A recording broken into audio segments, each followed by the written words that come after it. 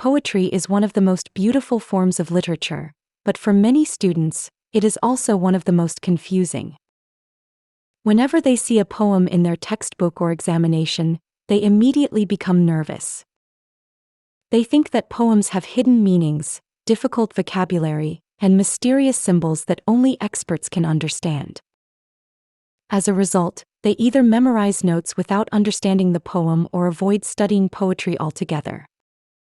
The truth is very different. A poem is not a puzzle designed to confuse you. It is simply a way for a poet to express thoughts, feelings, experiences, and ideas through carefully chosen words. Once you learn the correct method of analyzing a poem, every poem becomes easier to understand. In this lesson, we will learn a complete step-by-step method of poem analysis. By the end of this lesson, you will know exactly what to look for whenever you read any poem, whether it appears in your classroom, examination, or competitive test. The first and most important step is to read the poem carefully. Many students make the mistake of reading a poem only once before trying to explain it. That is never enough. Poetry is different from prose. Every word has been selected very carefully by the poet. Therefore, you should read the poem at least 3 times. During the first reading, simply enjoy the poem without trying to analyze it. During the second reading, pay attention to the meaning of each line. During the third reading, start noticing the techniques, emotions, and important details. Every time you read the poem, you will discover something new. Good readers know that understanding grows with repeated reading. After reading the poem several times, your next task is to understand the literal meaning. Ask yourself a very simple question: what is happening in the poem? At this stage, do not think about hidden meanings or symbols. Simply understand what the poet is describing. Is the poet talking about nature? Is someone remembering the past? Is there a conversation? Is the poem describing love, war, childhood, death, hope, or loneliness? If you cannot understand the basic meaning of the poem, you will not be able to analyze its deeper ideas. Therefore, always begin with the surface meaning before moving towards interpretation. The next step is to identify the speaker of the poem. Many students think that the speaker is always the poet. This is not necessarily true. The speaker is the voice that is speaking in the poem. Sometimes the speaker is the poet, but sometimes it is an imaginary person, a fictional character, or even an object or an animal. Understanding who is speaking helps you understand the emotions and perspective presented in the poem. Also think about who is being addressed. Is the speaker talking to another person, to nature, to God, to society, or simply thinking aloud? These questions make the poem much clearer. Now you should identify the central theme of the poem. The theme is the main idea or message that the poet wants to communicate. It is not just one word. For example, instead of saying that the theme is love, you should explain what the poem says about love. Does it show that love is powerful? Does it suggest that love can be painful? Similarly, if the poem is about nature, ask yourself what message the poet gives about nature. Does the poet admire it, fear it, or use it to teach a lesson? A good theme is always written as a complete idea rather than a single word. Once you understand the theme, pay close attention to the tone of the poem. Tone refers to the attitude or emotional feeling expressed by the speaker.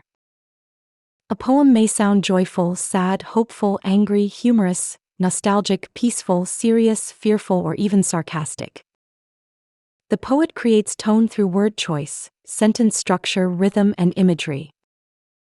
Ask yourself how the poem makes you feel while reading it. The answer often helps you identify the tone correctly. Another important element is the mood. Many students confuse mood with tone, but they are not exactly the same. Tone is the speaker's attitude, whereas mood is the feeling created in the reader. For example, a speaker may express sadness through the poem, and as a result, the reader also feels emotional. Sometimes the speaker's tone is hopeful, but the mood created in the reader may be inspiring or encouraging. Understanding this difference can improve the quality of your analysis. Now let us discuss imagery, one of the most important features of poetry. Imagery means language that appeals to our senses. A good poet paints pictures with words. While reading the poem, notice whether the poet describes things that you can see, hear, smell, taste, or touch. Visual imagery creates pictures in your mind. Auditory imagery helps you imagine sounds. Tactile imagery relates to touch. Olfactory imagery describes smells, while gustatory imagery refers to taste. Imagery makes the poem vivid and helps readers experience the poet's world more clearly. Poets also use figurative language to make their writing more expressive. One of the most common figures of speech is the metaphor. A metaphor compares two different things without using the words like, or as. For example, if someone says, "Time is a thief," the speaker does not mean that time is literally a thief. Instead, the comparison suggests that time quietly takes away moments from our lives. Another common figure of speech is the simile, which compares two things using the words like, or as. For example, saying that someone is as brave as a lion is a simile. These comparisons help readers understand ideas more vividly. Personification is another important literary device. In personification, human qualities are given to animals, objects, or ideas. If a poet writes that the wind whispered through the trees, the wind is being described as if it were a human being capable of whispering. This technique makes descriptions more lively and emotional. Symbolism is equally important in poetry. Sometimes an object represents something much larger than its literal meaning. A rose may symbolize love, a dove may symbolize peace, and a journey may symbolize the journey of life. However, symbols do not always have fixed meanings. Their meanings depend on the context of the poem. Therefore, never assume a symbol without supporting it with evidence from the poem itself. Another feature you should notice is sound devices. Poetry is meant to be heard as well as read. Poets carefully choose sounds to create musical effects. Rhyme occurs when words have similar ending sounds. Rhythm refers to the pattern of stressed and unstressed syllables that creates a musical flow. Alliteration is the repetition of the same consonant sound at the beginning of nearby words, while assonance is the repetition of vowel sounds. These sound devices make poems more memorable and often reinforce the emotions expressed in the poem. Pay attention to the structure of the poem as well. Notice how the poem is organized. Does it have regular stanzas or irregular ones? Are the lines long or short? Does the poem follow a rhyme scheme, or is it written in free verse without regular rhyme? Does the poet use punctuation heavily, or are the lines allowed to flow continuously? Every structural choice has a purpose.